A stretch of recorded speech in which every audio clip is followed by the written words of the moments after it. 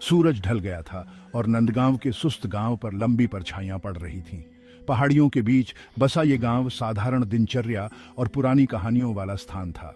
ऐसी ही एक कहानी पहाड़ी पर बने पुराने घर के बारे में थी, जो बहुत समय से खंडहर था और भूतिया होने की अफवाह थी। विजय, एक जवान आदमी जो अपनी शक करने की आदत के लिए जाना जाता था, ने इन कहानियों पर थोड़ा ध्यान दिया। वह जीवन भर नंदगांव में रहा था और उसे कभी भी अलौकिक जैसा कुछ भी नहीं दिखा था। विजय खुद को धूल भरे रास्ते पर पुराने घर की ओर जाते हुए पाता है। उसकी मौसी, जो गांव में ही रहती थी, बीमार हो गई थी और उसने स्वेच्छा से पड़ोसी गांव से उसकी दवा लाने की बात कही थी। दुर्भाग्य से सबसे छोटा रास्ता भूतिया घर के ठीक सामने से होकर गुजरता था। जैसे ही वह उस पुरानी इमारत के पास पहुंचा, पेड़ों के बीच से एक ठंडी हवा चली, जिससे उसकी रीढ़ की हड्डी में कंपी दौड़ गई। घर उसके सामने था, उसकी खिड़कियां अंधेरी और बेजान थी। एक बार का चमकीला रंग फीका पड़ गया था और छत कई जगहों पर धसी हुई थी, मानो किसी अदृश्य वजन से दबी हुई हो। गांव के बुजुर्गों के अनुसार एक समय रंगों से भरा हुआ बगीचा अब ऊंचा और जंगली हो गया था। विजय हिचकिचाया, उसके अंदर बेचैनी की एक लहर दौड़ गई। वह कभी भी अंधविश्वासी नहीं रहा था, लेकिन जिन कहानियों को उसने लोक कथाओं के रूप में खारिज कर दिया था, वे अचानक बहुत अधिक वास्तविक लगने लगी। एक गहरी सांस लेते हुए विजय ने जंग लगे फाटक को धक्का दिया और ऊंचे रास्ते पर कदम रखा।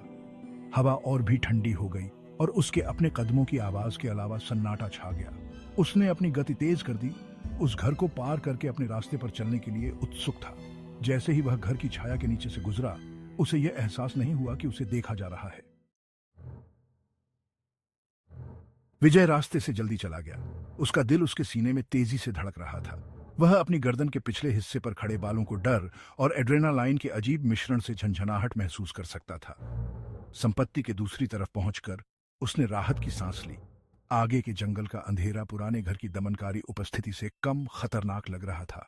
वह पेड़ों की सुरक्षा में गायब होने ही वाला था कि उसने वह आवाज सुनी, एक ऐसी आवाज जिसने उसे रोक दिया। यह एक दस्तक थी, एक अकेली तेज दस्तक जो शाम के सन्नाटे में गूंज उठी। विजय ठंडा पड़ गया, उसकी रगों में खून जम गया। उसने अपने कंधे पर नजर डाली, यह उम्मीद करते हुए कि कोई गेट पर खड़ा होगा, लेकिन वहां कोई नहीं था। गांव अभी भी काफी दूर था और रास्ते का इस्तेमाल कम ही होता था, खासकर इतनी रात को। उसने गौर से सुना, लेकिन आवाज दोबारा नहीं आई। उसने खुद से कहा कि यह सिर्फ उसकी कल्पना थी, हवा का एक ऐसा खेल जो उसकी पहले से ही बढ़ी हुई इंद्रियों पर खेल रहा था। उसने इसे खारिज करने की कोशिश की, ध्वनि को तर्कसंगत बनाने की कोशिश की, लेकिन गहराई से एक प्राथमिक भय जड़ पकड़ने लगा। शाम का सन्नाटा, जो एक बार शांतिपूर्ण था, अब अदृश्य खतरे से भारी लग रहा था। ऐसा लग रहा था जैसे अंधेरा हर तरफ से उस पर दबाव बना रहा हो, पत्तों की हर सरसराहट और शाखाओं की आवाज को तेज कर रहा हो। घर पर एक और सतर्क नजर डालने पर विजय ने ऊपर की एक खिड़की में एक फीकी सी रोशनी टिमटिमाते हुए देखी। यह सिर्फ एक पल के लिए दिखाई दिया, एकत्रित अंधेरे में एक संक्षिप्त झिलमिलाहट, और फिर जितनी जल्दी दिखाई दी थी उतनी ही जल्दी गायब हो गई। उसके ऊपर एक ठंडी सी हरन दौड़ गई। वह भयावह निश्चितता के साथ जानता था कि वह अकेला नहीं है। विजय के अंदर दहशत फैल गई, जो उसे पछाड़ने की धमकी दे रही थी। वह दौड़ना चाहता था, गांव वापस भागना चाहता था और परिचित चेहरों और गर्म रोशनी की सुरक्षा चाहता था, लेकिन उसके पैर भारी और अनुत्तरदायी महसूस हो रहे थे। वह उस जगह पर जड़ गया। उसकी निगाहें अंधेरी खिड़की पर टिकी हुई थीं, मानो किसी अदृश्य शक्ति ने उसे सम्मोहित कर लिया हो। हवा फिर से तेज हुई, उसके चारों ओर घूमती रही, और इस बार वह अपने साथ नम धरती और मरते हुए पत्तों की गंध से कुछ ज्यादा ही ले गई। हवा में बेहोश फुसफुसाहट नाचने लगी। पहले तो मुश्किल से ही सुनाई दे रही थी, लेकिन धीरे धीरे तेज होती जा रही थी। वे ऊंची और शोकाकुल थीं, जैसे खोई हुई आत्माओं का विलाप। विजय ने शब्दों को समझने के लिए ध्वनि की अराजकतापूर्ण रागिनी में अर्थ खोजने के लिए दबाव डाला, लेकिन फुसफुसाहट निराशाजनक रूप से समझ से बाहर रही। देखे जाने की भावना तेज हो गई और वह लगभग भूतिया उपस्थिति को करीब आते हुए महसूस कर सकता था, जैसे कोई पतंगा लौ की ओर खींचा चला आता है। उसने खुद को हिलने डुलने के लिए, उस सम्मोहक पकड़ से मुक्त करने के लिए मजबूर किया जिसने उसे मानो जकड़ लिया था। वह वापस लड़खड़ा गया। उसकी आंखें ऊंचे बगीचे में इधर उधर भाग रही थीं, फुसफुसाहट के स्रोत की तलाश में, गति के किसी भी संकेत के लिए जो अदृश्य इकाई की उपस्थिति को धोखा दे सके।